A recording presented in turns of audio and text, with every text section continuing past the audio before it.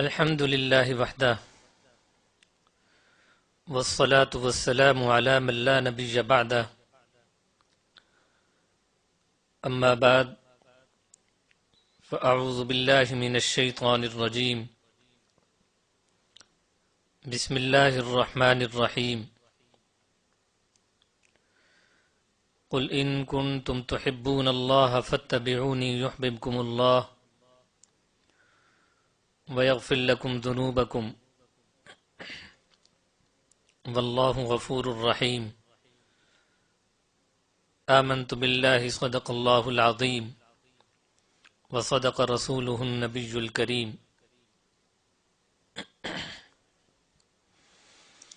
قابل احترام سامعین، سورہ آل عمران کی آیت نمبر 31 آپ حضرات کے سامنے تلاوت کی گئی۔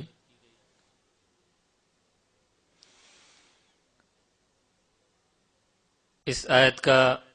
مفہوم یہ ہے،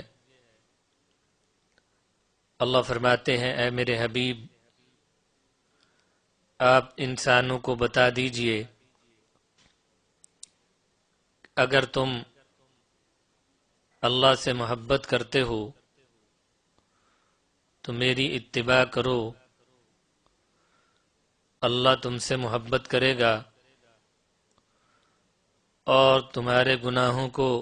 والا انتہائی مہربان ہے۔ حضرت حسن بصری رحمہ اللہ فرماتے ہیں کہ ہمارے آقا صلی اللہ علیہ وسلم نے کہا واللہ یا محمد انا لنحب ربنا، اللہ کی قسم اے محمد ہم اپنے رب سے محبت کرتے ہیں۔ اس پر یہ آیت نازل ہوئی اور بعض حضرات نے یہ فرمایا کہ نجران کے عیسائیوں صلی اللہ علیہ وسلم کی خدمت میں حاضر ہوا اور انہوں نے دعویٰ کیا کہ ہم حضرت عیسیٰ علیہ السلام سے جو محبت کرتے ہیں اور انہیں اللہ کا بیٹا قرار دیتے ہیں، یہ اس وجہ سے کہ ہمیں اللہ سے محبت ہے۔ اللہ نے یہ آیت نازل فرمائی اور فرمایا کہ اگر تم اپنے دعوے میں سچے ہو تو ان کنتم تحبون اللہ فاتبعونی، میرے حبیب کی اتباع کرو اور میرے حبیب کے نقش قدم پر چلو۔ تو یہ مختلف اقوال ہیں۔ سیدھی سی بات یہ کہ ہر وہ قوم اور ہر وہ مذہب والے اور ہر وہ فرد جو اللہ سے محبت کا دعویٰ کرتا ہے، اللہ سے پیار کا دعویٰ کرتا ہے، اللہ نے اس کے لیے فرمایا ان کنتم تحبون اللہ فاتبعونی، اور حکم یہ دیا جا رہا ہے کہ محبت الہیہ کا سب سے بڑا ثبوت وہ حضور اکرم صلی اللہ علیہ وسلم کی اتباع میں ہے، یعنی عقیدے کے اعتبار سے اتباع کرو تو حضور کی، عبادات میں اتباع کرو تو حضور کی، معاملات میں اتباع کرو تو حضور کی، معاشرت میں اتباع کرو تو حضور کی، معیشت میں اتباع کرو تو حضور کی، سیاست میں اتباع کرو تو حضور کی، دوستی اور دشمنی رکھنے میں اتباع کرو تو حضور کی کرو۔ اگر کسی شخص کا عقیدہ صحیح ہے، وہ اللہ پر ایمان رکھتا ہے اور حضور اکرم صلی اللہ علیہ وسلم کی ختم نبوت پر ایمان رکھتا ہے اور وہ کسی قسم کے شرک کا ارتکاب نہیں کرتا، وہ صحابہ کرام کو معیار حق سمجھتا ہے، ان کو عادل، ثقہ، مقتدا اور امت میں سے سب سے افضل سمجھتا ہے، اور آخرت پر ایمان رکھتا ہے، لیکن متعدد بدعات کو پکڑ رکھا ہے اور ان پر ایسا زور دیتا ہے کہ لگتا ہے کہ سارا کا سارا دین اسی کے اندر ہے۔ اس کے پاس کوئی دلیل بھی نہیں سوائے اس کے کہ اس نے اپنے بڑوں کو ایسا کرتے ہوئے دیکھا، سوائے اس کے کہ اس کے خاندان میں بڑے عرصے سے ایسا ہوتا چلا آ رہا ہے، سوائے اس کے کہ اس کے علاقے میں ایسا ہی ہوتا ہے، اور وہ حضور سے محبت کا دعوے دار بھی ہے، تو ہم کہیں گے کہ یہ شخص اپنے دعوے میں جھوٹا ہے۔ اگر کوئی شخص نماز روزہ کی عبادات کی پابندی کرتا ہے لیکن تجارت میں منمانی کرتا ہے، حضور اکرم صلی اللہ علیہ وسلم کی تعلیمات کو پس پشت ڈال دیتا ہے، وہ جھوٹ بولتا ہے، ملاوٹ کرتا ہے، خیانت کرتا ہے، سودی کاروبار کرتا ہے، دوسروں کی حق تلفی کرتا ہے، کم تولتا ہے، تو ہم کہیں گے کہ یہ شخص بھی اپنے دعوے میں جھوٹا ہے۔ اسی طرح اگر کوئی شخص تجارت میں اسلام کے احکام کی پابندی کرتا ہے،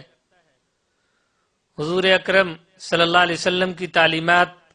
کے مطابق تجارت کرتا ہے، مگر معاشرت میں اور معاملات میں آپ کی تعلیمات کو نظر انداز کر دیتا ہے،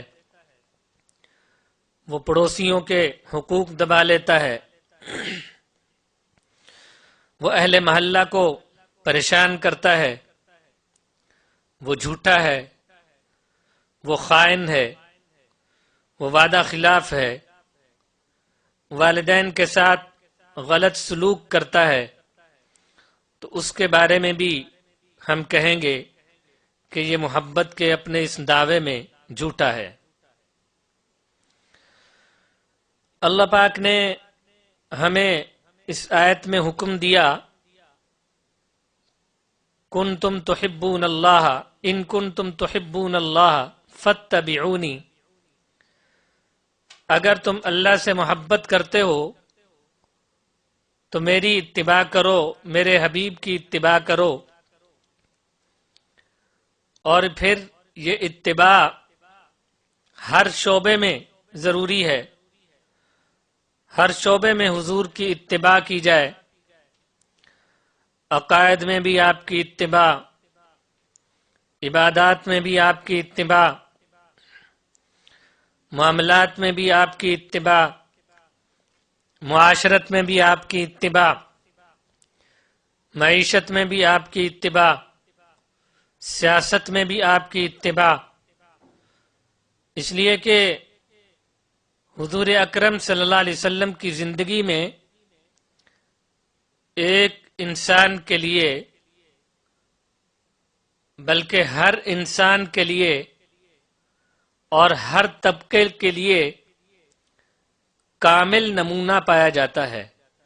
اللہ نے فرمایا لقد کان لکم فی رسول اللہ اسوۃ حسنہ، اور ایسا نہیں ہے میرے بھائیوں کہ مستحبات میں اور نوافل پر تو بڑا زور ہو، لیکن فرائض اور واجبات میں بڑے سست،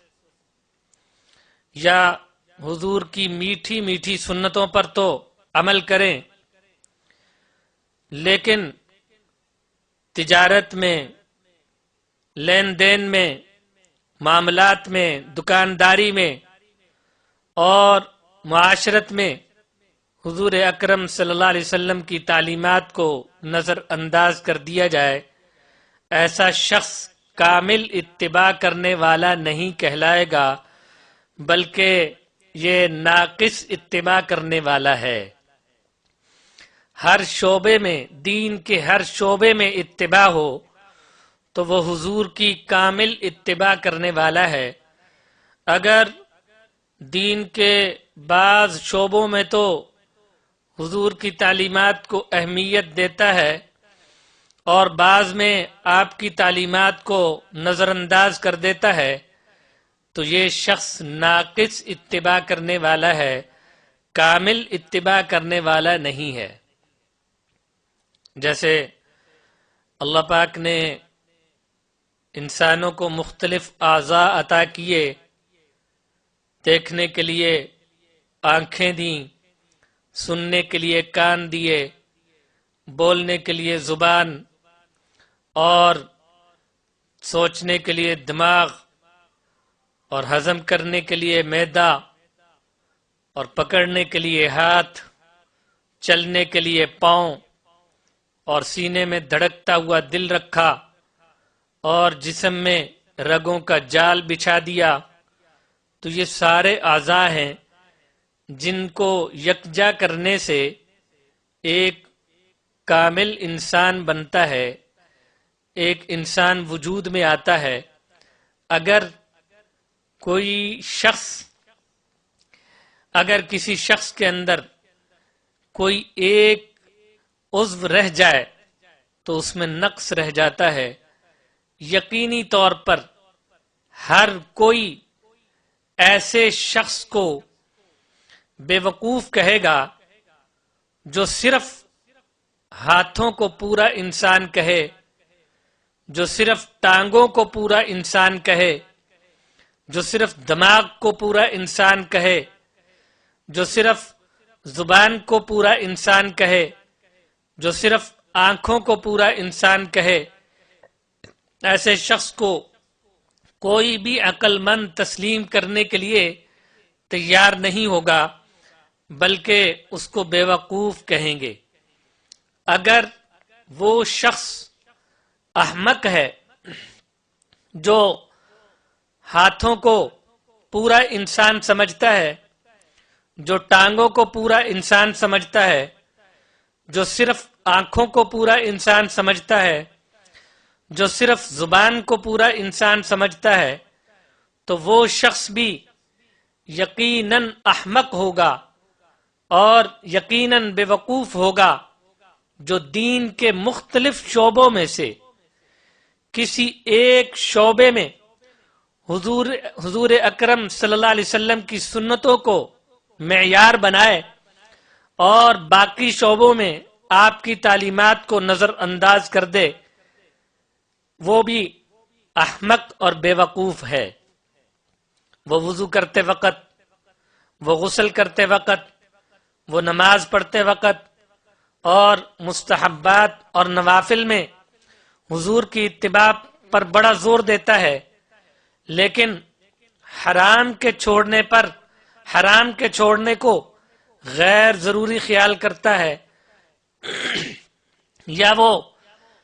کھانے سے پہلے ہاتھ دھونے اور دوسری چھوٹی چھوٹی چیزوں پر بڑا زور دیتا ہے، لیکن اس کی فکر نہیں کہ گھر میں بے پردگی ہے، فحاشی ہے، عریانیت ہے، اور رقص و سرور ہے، گانا بجانا ہے۔ تو ایسے شخص کو بھی بیوقوف ہی کہا جائے گا، کوئی بھی اسے عقل مند تسلیم کرنے کے لیے تیار نہیں ہوگا۔ جو دین کے بعض شعبوں کو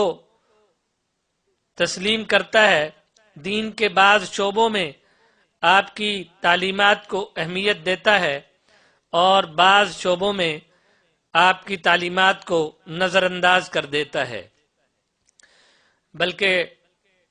میں اس سے ہٹ کر عرض کرتا ہوں کہ اگر کوئی مستحب کو واجب کا درجہ دے اور سنت کو فرض کا درجہ دے، ایسے شخص کو بھی عقل مند نہیں کہیں گے، وہ بیوقوف ہے، وہ جاہل ہے، اس کو علم کی حقیقت کا پتہ ہی نہیں، وہ صرف لباس پر اس کی توجہ ہے، لباس پر بہت زور ہے، کرتے اور شلوار پر بڑا زور دیتا ہے، لیکن اخلاق کی طرف توجہ ہی نہیں، معاملات کی طرف، عقائد کی طرف کوئی توجہ نہیں، عقائد خراب ہیں،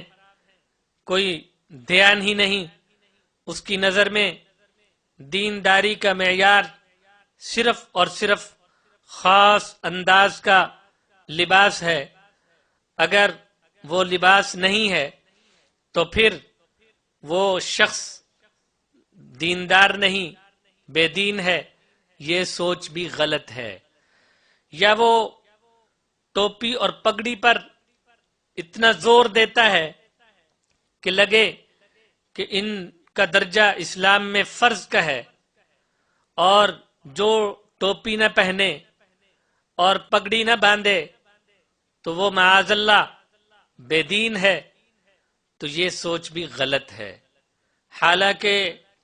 ٹوپی اور پگڑی یہ سنت ہے، اور ڈھیلا ڈھالا لباس جو سطر کو چھپائے یہ سنت ہے۔ یا وہ شخص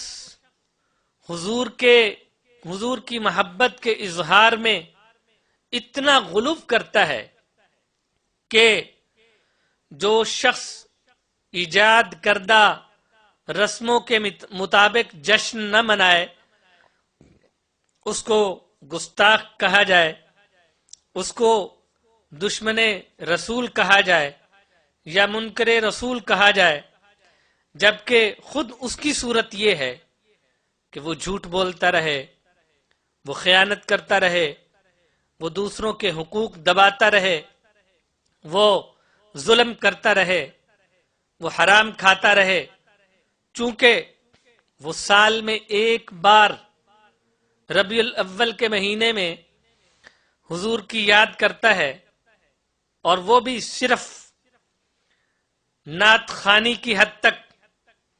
صرف جلسے کی حد تک، صرف میلاد کی حد تک، صرف تقریر کی حد تک، صرف مٹھائی کھانے کی حد تک، صرف قمقمے جلانے کی حد تک، صرف جھنڈیاں لگانے کی حد تک، تو ایسے شخص کو عشق کی سند مل گئی، اس لیے کہ سال میں ایک بار اس نے یہ سارے کام کر لیے۔ تو اگر کوئی شخص عشق کا اور حضور اکرم صلی اللہ علیہ وسلم سے محبت کے اظہار کا یہ معیار بنا لے تو یہ بھی غلط ہے۔ تو کسی ایک شعبے میں حضور اکرم صلی اللہ علیہ وسلم کی تعلیمات کو اہمیت دینا اور باقی شعبوں کو نظر انداز کر دینا یہ غلط ہے۔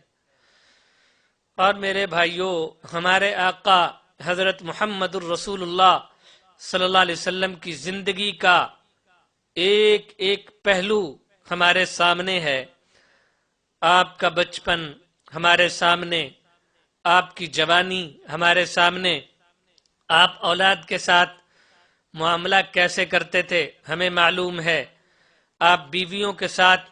کیسا سلوک کرتے تھے ہم جانتے ہیں، دوستوں کے ساتھ کیا معاملہ تھا ہمیں معلوم ہے، دشمنوں کے ساتھ کیا سلوک تھا ہم جانتے ہیں۔ جب آپ مکہ میں مظلوم ہونے کی حیثیت سے تھے تب کیسے تھے ہمیں معلوم جب مکہ میں آپ فاتح بن کر داخل ہوئے تب کیسے تھے، ہمیں معلوم ہے آپ کی تجارت کیسی تھی، آپ کی سیاست کیسی تھی، آپ کی معاشرت کیسی تھی، آپ کے معاملات کیسے تھے، یتیموں، مسکینوں، بیواؤں کے ساتھ کیا سلوک تھا، ہمیں معلوم ہے۔ تو اللہ کی محبت اور اللہ کی رضا وہ تو حاصل ہو سکتی ہے حضور اکرم صلی اللہ علیہ وسلم کی اتباع سے۔ صحابہ اکرام نے ایک ایک چیز کو محفوظ کیا، ایک ایک ادا کو محفوظ کیا ہے، اس لیے آپ کی اتباع کے بغیر نہ اللہ راضی ہو سکتے ہیں اور نہ اللہ کی محبت کا دعویٰ سچا ہو سکتا ہے۔ بخاری کی ایک روایت ہے، حضرت ابو ہریرہ رضی اللہ تعالیٰ عنہ فرماتے ہیں کہ حضور اکرم صلی اللہ علیہ وسلم نے فرمایا، کل امتی یدخلون الجنہ الا من ابا، سارے کے سارے انسان جنت میں داخل ہوں گے سوائے انکار کرنے والوں کے۔ صحابہ نے عرض کیا، یا رسول اللہ انکار کرنے والے کون ہیں؟ نبی اکرم صلی اللہ علیہ وسلم نے فرمایا، من اطاعنی دخل الجنہ ومن عصانی فقد ابا، جو میری اطاعت کرتا ہے وہ جنت میں داخل ہوگا، اور جو میری نافرمانی کرنے والا ہے وہ انکار کرنے والا ہے۔ تو جو نبی کی اتباع کرنے والا ہے وہ قیامت کے دن ایسے لوگوں کے چہرے روشن ہوں گے جو حضور اکرم صلی اللہ علیہ وسلم کی سنتوں کے مطابق اور آپ کے طریقوں کے مطابق اس دنیا کے اندر زندگی گزارتا ہے۔ قیامت کے دن ایسے لوگوں کے چہرے روشن ہوں گے اور وہ دور سے پہچان لیے جائیں گے کہ یہ وہ شخص ہے جو حضور اکرم صلی اللہ علیہ وسلم کی اتباع کیا کرتا تھا اور دنیا کے اندر آپ کی سنتوں سے چمٹا رہتا تھا اور آپ کی سنتوں کے مطابق زندگی گزارتا تھا۔ اور اسی طریقے سے ان کے مقابلے میں وہ لوگ جو بدعت پر چلنے والے ہیں، جو ضلالت اور گمراہی میں مبتلا ہیں، ان کے چہرے سیاہ اور تاریک ہوں گے اور وہ بھی دور سے پہچان لیے جائیں گے کہ یہ وہ لوگ ہیں جو بدعت پر چلنے والے تھے اور جو حضور اکرم صلی اللہ علیہ وسلم کی اتباع نہیں کرتے تھے، ضلالت اور گمراہی میں مبتلا تھے، یہ وہ لوگ ہیں۔ اور اللہ پاک نے چوتھے پارے میں ایک آیت میں ذکر کیا اور علماء فرماتے ہیں کہ اس آیت سے یہی دو گروہ مراد ہیں۔ اللہ فرماتے ہیں، یوم تبیض وجوہ وتسود وجوہ، قیامت کے دن بعض چہرے روشن ہوں گے اور بعض چہرے سیاہ اور تاریک ہوں گے۔ فَأَمَّا الَّذِينَ اسْوَدَّتْ وُجُوهُهُمْ أَكَفَرْتُمْ بَعْدَ إِيمَانِكُمْ فَذُوقُوا الْعَذَابَ بِمَا كُنْتُمْ تَكْفُرُونَ، جو سیاہ چہرے ہوں گے ان سے سوال کیا جائے گا کہ کیا تم نے دنیا کے اندر ایمان سے انکار کر دیا تھا اور ایمان سے دور ہو گئے تھے، ایمان والے راستے کو اختیار نہیں کیا تھا، لہذا آج تم اللہ کے عذاب کو چکھو۔ اس کفر کی وجہ سے، اس انکار کی وجہ سے آج تم اس عذاب کو چکھو جو اللہ نے تیار کر رکھا ہے۔ اور یہ کون لوگ ہیں؟ یہ وہی لوگ ہیں جو اہل بدعت، اہل معصیت، اہل جہالت، یہ ان کا تذکرہ ہے۔ اور دوسرا گروہ وَأَمَّا الَّذِينَ ابْيَضَّتْ وُجُوهُهُمْ فَفِي رَحْمَةِ اللَّهِ، اللہ فرماتے ہیں کہ بعض لوگ وہ ہوں گے جن کے چہرے روشن اور وہ اللہ کی رحمت میں ہوں گے اور وہ اس میں ہمیشہ رہیں گے۔ یہ وہ لوگ ہیں جو حضور کی سنتوں کے مطابق زندگی گزارنے والے اور اتباع کرنے والے، آپ کی تعلیمات کے مطابق زندگی گزارنے والے، یہ دوسرا گروہ، یہ وہ لوگ ہیں۔ تو اس لیے نبی کی اتباع کے بغیر نہ اللہ کی محبت حاصل ہو سکتی ہے، نہ اللہ کی رضا حاصل ہو سکتی ہے، اور نہ ہی ایمان کامل ہو سکتا ہے۔ بعض لوگ ولی اسے سمجھتے ہیں کہ جس کے ہاتھوں سے مختلف قسم کی کرامتیں ظاہر ہوں اور خارق عادت شعبدے ظاہر ہوں، حالانکہ حقیقی ولی وہ نہیں ہے۔ حقیقی ولی وہ ہے جو حضور کی اتباع کرنے والا ہو۔ اور اسی لیے بزرگوں نے کہا کہ اگر تم کسی کے بارے میں دیکھو کہ وہ مختلف قسم کی کرامتیں اس کے ہاتھ سے ظاہر ہو رہی ہیں اور مختلف قسم کے واقعات کا ظہور اس کے ہاتھوں پر ہو رہا ہے، یہاں تک کہ وہ ہوا میں اڑ سکتا ہے اور پانی پر چل سکتا ہے، تو تم اس کے ہوا میں اڑنے کو دیکھ کر اور پانی پر چلنے کو دیکھ کر دھوکہ نہ کھا جانا، بلکہ تم یہ دیکھو کہ وہ اللہ کے حکموں پر کتنا عمل کرتا ہے اور اللہ نے جن چیزوں سے منع کیا ان سے کتنا رکتا ہے، اور حضور اکرم صلی اللہ علیہ وسلم کی اتباع کتنی کرتا ہے، یہ دیکھو۔ اور جان لیجئے میرے بھائیوں، ولایت کے لیے نہ مرغن غذاؤں کا چھوڑنا ضروری ہے، نہ اجلے لباس کا چھوڑنا، نہ گھر کی رہائش کا چھوڑنا، نہ جنگلوں میں بسیرا کرنا، نہ رشتہ داروں سے تعلق توڑنا، یہ ولایت کے لیے ضروری نہیں ہے۔ ولایت کے لیے ضروری حضور اکرم صلی اللہ علیہ وسلم کی اتباع ہے۔ اتباع، جتنی اتباع ہوگی اتنا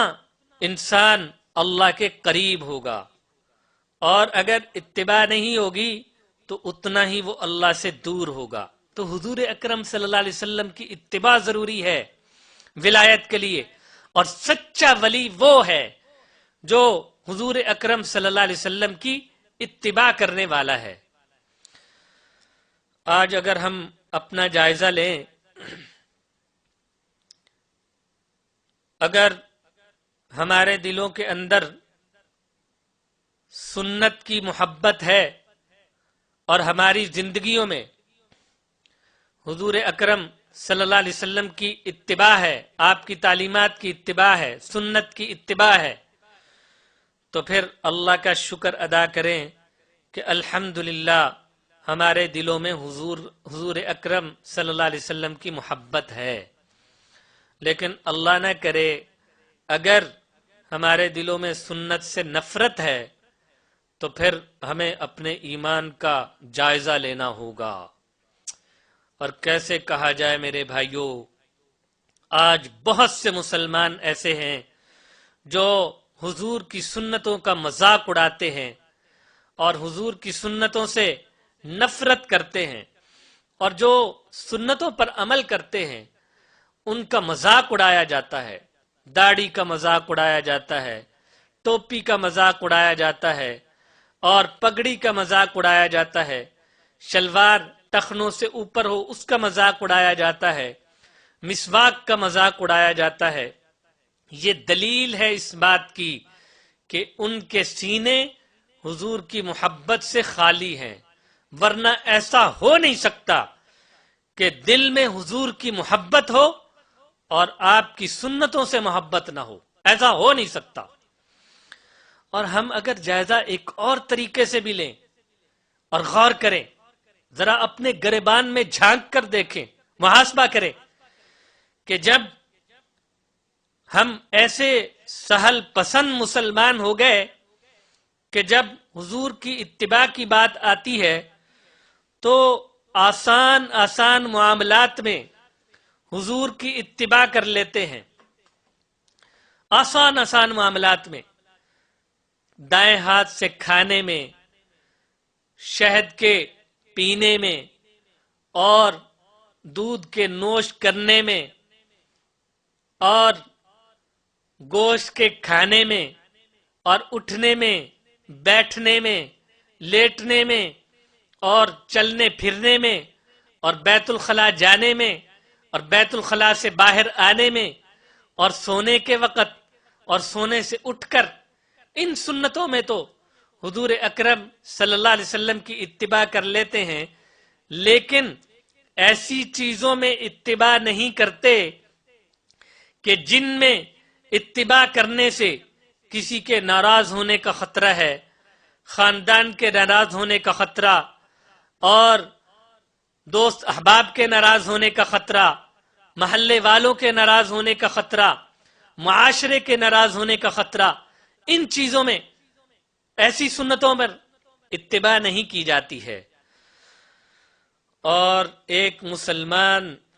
شادی بیاہ کے موقع پر حضور اکرم صلی اللہ علیہ وسلم کی اتباع کو بھول جاتا ہے۔ بڑے دکھ سے کہنا پڑتا ہے کہ ایک مسلمان شادی بیاہ کے موقع پر اور غمی کے موقع پر حضور اکرم صلی اللہ علیہ وسلم کی اتباع کو بھول جاتا ہے، اور ہندوؤں اور عیسائیوں اور یہودیوں کے طریقے اسے یاد رہتے ہیں اور خاندان کی جاہلی روایات اسے یاد رہتی ہیں، حضور کی سنتیں یاد نہیں رہتی ہیں۔ اللہ اکبر۔ اور دعویٰ یہ ہے کہ میں حضور سے مجھے بڑا عشق ہے، حضور سے بڑی محبت ہے، لیکن صرف زبان کی حد تک، عمل کی حد تک نہیں۔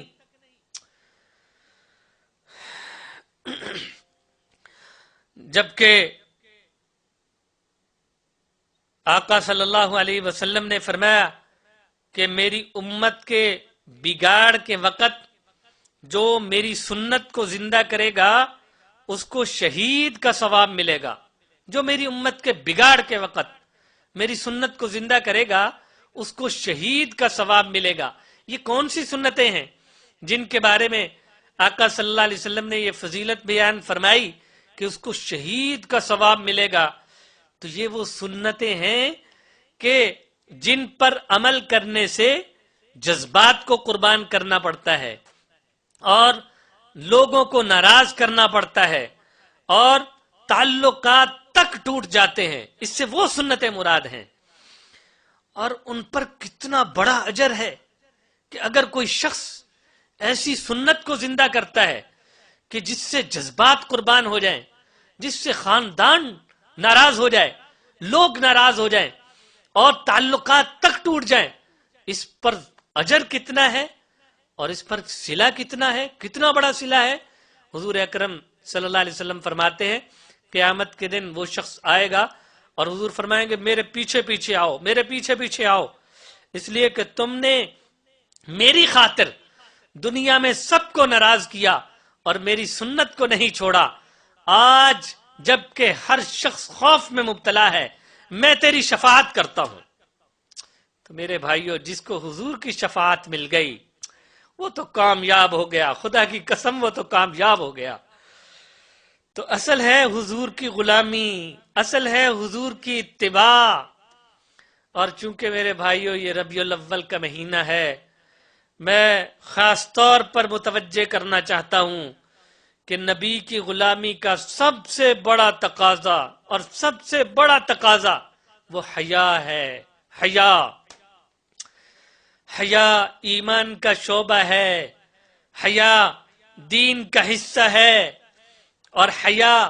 قرآن کی تعلیم ہے۔ اور سچ کہتا ہوں آج گھر گھر سے حیا کے جنازے اٹھ رہے ہیں، حیا کے جنازے اٹھ رہے ہیں، بے حیائی عروج پر ہے اور میڈیا کا سیلاب ہے جو بے حیائی کو لیے ہوئے گھروں کو بہائے لے جا رہا ہے۔ یہ رقص و سرور اور یہ بے حیائی، یہ فحاشی، یہ عریانیت، یہ تقریباً دیندار گھرانوں تک پہنچ گئی، دیندار گھرانوں تک بھی پہنچ گئی۔ یہ رقص و سرور، یہ گانا بجانا، یہ فحاشی، یہ عریانیت گھروں کو بہا کر لے جا رہی ہے۔ پورا کلچر اس وقت بدلنے کی کوشش ہے غیروں کے کلچر میں رنگنے کی کوشش کی جا رہی ہے. یہ دجالی میڈیا اور دجالی تہذیب کے علمبردار پوری کوشش میں ہیں کہ کسی طریقے سے مسلمانوں کو غیروں کے کلچر میں رنگ دیا جائے. تو خدا را خوف کیجئے، اللہ سے ڈریے. ربیع الاول کے اس مہینے میں عزم کیجئے کہ جو باقی زندگی ہے، آئندہ کی زندگی حضور اکرم صلی اللہ علیہ وسلم کی غلامی میں گزاریں گے. ہم اپنے کلچر کو، اپنی ثقافت کو، اپنی معاشرت کو اور اپنی ایمانی روایات کو پامال نہیں ہونے دیں گے. عزم کیجئے اور اس کی بھرپور کوشش کریں گے. جتنا ہو سکے اپنے بچوں کو بچائیں گے دجالی کلچر سے، مغربی کلچر سے. اسلامی کلچر کو رواج دیں گے، غیروں کے کلچر کو اپنے گھروں میں نہیں لائیں گے. عزم کیجئے. جب ایسا کریں گے اور حضور کی اتباع کا عزم کریں گے اور اسلامی تعلیمات کو اپنے گھروں میں لائیں گے، اپنی زندگیوں میں لائیں گے، اپنے بچوں میں لائیں گے، تو خدا کی قسم وہ گھر بدل جائیں گے. اور جب گھر بدلیں گے، انسان بدلیں گے، انسان بدلیں گے تو یہ معاشرہ بدل جائے گا. اللہ تعالیٰ سے دعا ہے کہ اللہ پاک مجھے اور آپ سب کو حضور اکرم صلی اللہ علیہ وسلم کی سارے شعبوں میں اتباع کرنے کی توفیق نصیب فرمائے. وآخر دعوانا ان الحمد للہ رب العالمین.